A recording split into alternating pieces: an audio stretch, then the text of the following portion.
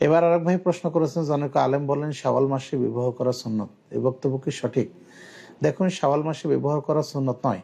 জাহিলি যুগে শাওয়াল মাসটাকে বিশেষভাবে গ্রহণ করা হতো এবং তারা মনে করত যে এই মাসে যেমন উট যেমন তার সঙ্গীকে পরিহার করে, ঠিক তেমনিভাবে এই মাসেও মানুষ বিবাহ শাদী থেকে বা স্ত্রীর সঙ্গ থেকে দূরে থাকবে, এটাই ছিল তাদের ধারণা।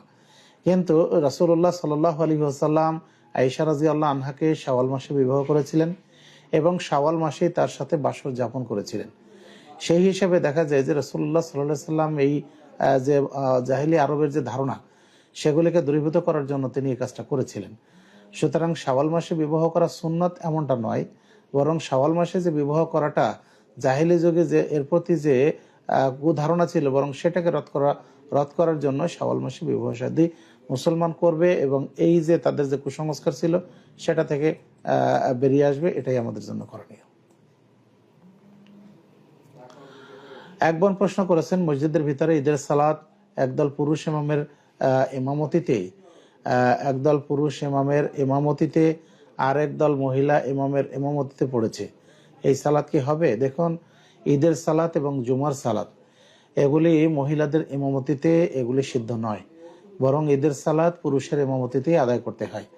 অন্যান্য নফল সালাত, অন্যান্য সালাত যেমন জুমা বাদ দিয়ে অন্য সালাত, অন্য ফরজ নফল যে কোনো সালাত, ঈদের সালাত বাদ দিয়ে, জুমা এবং ঈদের সালাত বাদ দিয়ে অন্য সালাতে মহিলারা ইমামতি করতে পারে।